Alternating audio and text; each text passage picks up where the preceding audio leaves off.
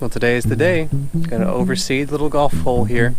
Tee box, fairway, chipping green way down there. Gonna throw down some seed today and see what happens. So let's go. Let's go. Let's go. Let's go.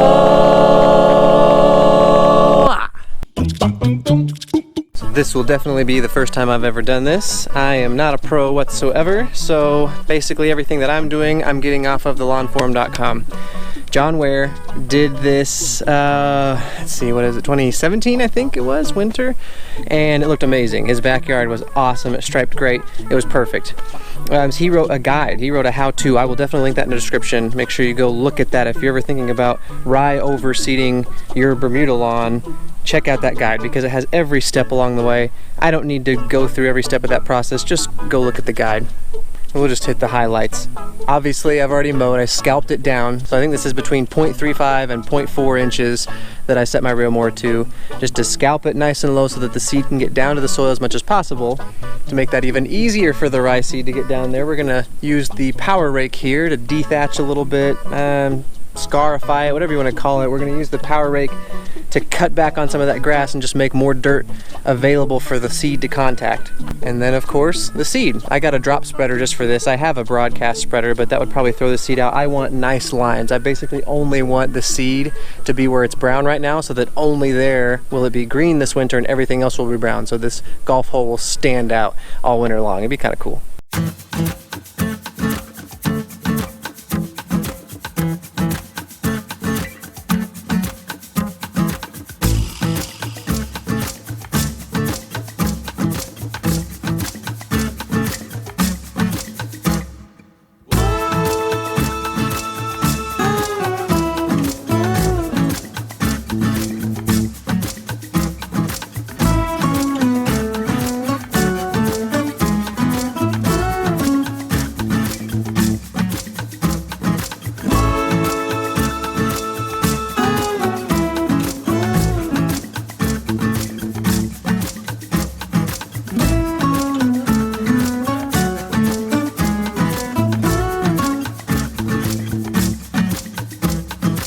Okay, so I spared you guys some extra footage. I went the other direction with the power rake, and I also went around with the rotary mower and picked up all the junk that the dethatching rake picked up. So now it's time. I'm gonna put down the seed.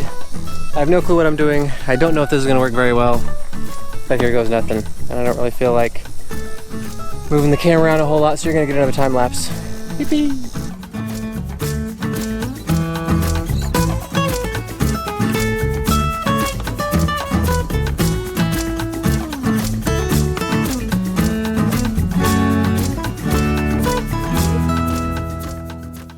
Oh, the drop spreader is nice and smooth, but I can't see the seeds, so I have no clue where I've been. I'm hoping I'm able to go multiple directions. We'll see how much seed there is left. It's looking like I'll be okay to go the other direction next time. Here we go, Sweet Oak Hollow now.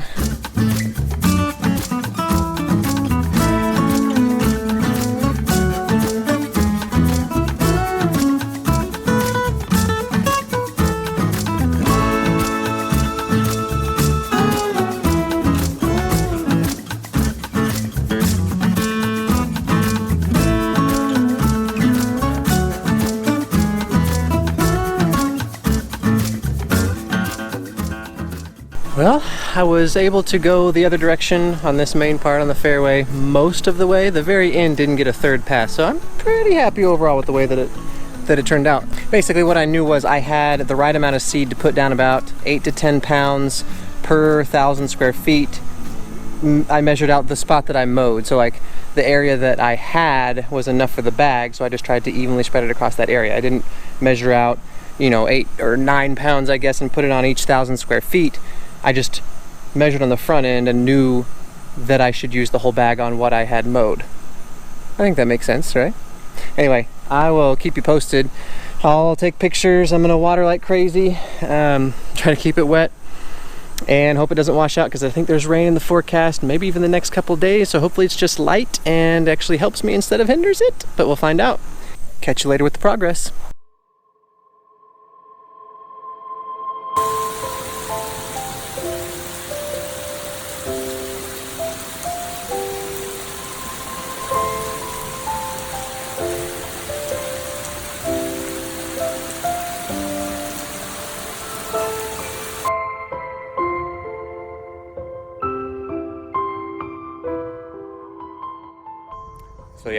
That hard rain did a little number on the seed. It washed out a lot of it. I'm gonna show you what's left. We're a week after the really hard rain. So the chipping green, Sweet Oak Hollow's not doing too shabby. Obviously, there are some washed out spots where I'll have to fill in, but overall hasn't turned out too completely horrible. Unlike the fairway here. As you can see, there's a lot of streaks and spots where the seed washed out and has not grown. Obviously this whole area, it's gonna have to be redone. A little bit of fill in over there, that spot for some reason. I think if you look back in the part where the flood is rushing through here, that's like a high spot, like a dry spot right over there, a little island where the seed was able to stick pretty well. But this is the fairway, and gonna have to do some work here. It's not looking too great, but there are just little areas that look all right. Some more of the fairway here. This spot, I think, was just a huge puddle, and so all of that washed out there. I don't think there's any rye anywhere in this whole huge space, and then even where there is rye, it's pretty spotty. Tee box, yeah, like a tiny bit of rye, maybe. Not much, hardly anything stuck over here. This is a big puddle. I mean, I say that.